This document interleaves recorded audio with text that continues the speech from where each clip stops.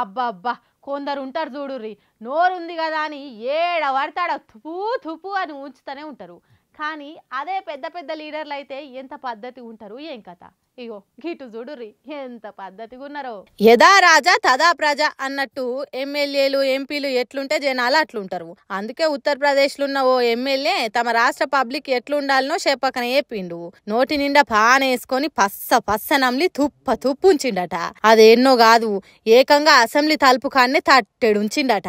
అది చూసిన speaker sir అందరు ఎమ్మెల్యేలను పిలిచి, ఇగో ఇది మనం జనానికి నేర్పించే మంచి పద్ధతి. మనం ఇట్లా చేసినాక సర్కార్ ఆఫీస్ గోడల మీద రోడ్ల మీద అక్కడ ఇక్కడ అని తేడా లేకుంటుంచారా, ఇదేనా మనం ఆదర్శంగా ఉండు అంటే అని క్లాస్ వీకిందట. అక్కడ ఉంచినోళ్ళు ఎవరో సీసీ కెమెరాలో చూసి అతనితోనే కొత్త కార్పెట్ కొనిస్తా అంటుండు.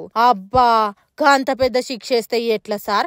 కార్పెట్ కొనిచ్చే అన్ని పైసలు ఉంటాయో ఉండయో ఆ ఎమ్మెల్యే దగ్గర? మరి లేకపోతే ఏంది, ఓ 6 నెలలో ఏడాదో అసెంబ్లీ నుంచి సస్పెండ్ చేస్తే గాని ఇంకోసారి నోట్ల పాన్ ఉంటే అసెంబ్లీలో అడుగు పెట్టాడు. అంతేగాని కార్పెట్ ఖర్చు కట్టి అంటారా?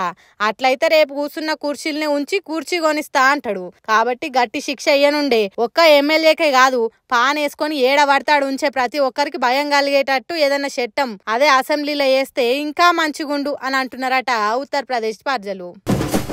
కాంగ్రెస్ పార్టీ మంత్రులకు ఏమైతున్నదో ఏమో. ఒక ఆయన ముఖ్యమంత్రి పేరు మర్చిపోతాడు, ఇంకొక ఆయన నీళ్లు వాటర్ కలిసినాయి అంటాడు, మరొక ఆయన పొంతన లేని సమాధానాలు చెప్తాడు. వీళ్ళంతా జాలదన్నట్టు ఇప్పుడు ఇంకో కొత్త మంత్రి మరో కొత్త ముచ్చట చెప్తున్నది. అదేదో ఇనుండ్రి మీదే. మనం ఎంత అందంగా ఉన్నా, ఎంత డబ్బున్నా, ఎన్ని కోట్ల రూపాయలున్నా కూడా మనిషి వినికిడి లేనప్పుడు ఆ యొక్క జీవితం ఒక మరి అంధకారంలో ఉన్నట్టే అని చెప్పుకోవచ్చును. ఎందుకు అనంటే మనకు ఎదుటివారు మాట్లాడేది మనకి వినపడదు, మనం చెప్పేది ఎదుటివారికి అర్థం కాదు. అదేదో బ్రెయిలీలోకి వెళ్ళిపోతే ఆ బ్రెయిలీ వాళ్ళు మాట్లాడుకుంటే వాళ్ళకు మాత్రమే అర్థమవుతుంది, కానీ మనలాంటి వాళ్ళం అది రిసీవ్ చేసుకో. ఇన్నరా వినికిడి శక్తి లేనోళ్ళు బ్రెయిలీ లిపితోని మాట్లాడుకుంటారట. ఇదెక్కడిచ్చంత్రమో. బ్రెయిలీ లిపి అంటే ఇన్ని రోజులు కళ్ళు లేనోళ్ళు కాగితాల మీద సూదులతో రాసే రాత అనుకున్నాం. కానీ బ్రెయిలీ లిపి గురించి మంత్రి కొండా సురేఖ మేడం చెప్తున్నదంటే అదే కరెక్ట్ అయి ఉంటది. అంటే ఇప్పటి నుంచి అన్ని మార్చేయాలనా? చెవులినవడక మాటలు రానోళ్లకు సైగల భాష కాదు బ్రెయిలీ లిపి నేర్పించాలనా? మరి అట్లయితే కళ్ళు లేనోళ్ళు మాట్లాడేటానికి ఏ భాష నేర్చుకోవాలి? చేతులూపి ముఖం కదిలిచ్చే సైగల భాష నేర్పాలనా అని ఆలోచన చేయకుండా.